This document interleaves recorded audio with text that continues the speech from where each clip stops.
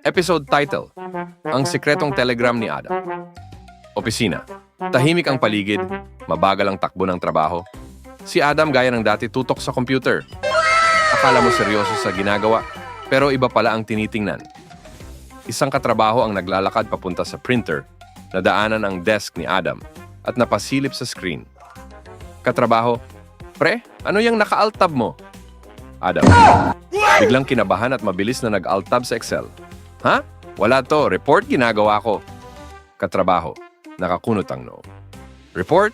Bakit may exclusive leaks sa title bar?" Adam, pinasandal pa ang upuan para magmukhang chill.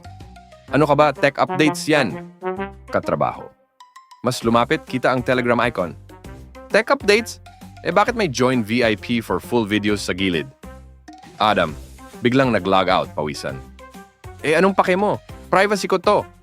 Katrabaho, tumawa. "Pre, umamin ka na. Nahuli na kita eh. Wala ka ng palusot."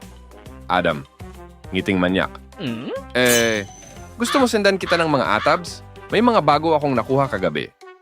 Narrator. At doon na-realize ng buong opisina, bawal lumapit kay Adam kapag may hawak siyang mouse. Baka may sumamang extra content.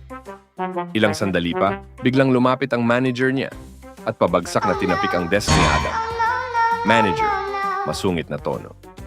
"Adam, ano tong nabalitaan kong kalokohan mo? Uninstall mo na yung Telegram sa PC mo." Adam, nagmamadaling nag-exit sa lahat ng tabs. Boss, research lang naman yon para sa..." Manager, nakataas ang kilay.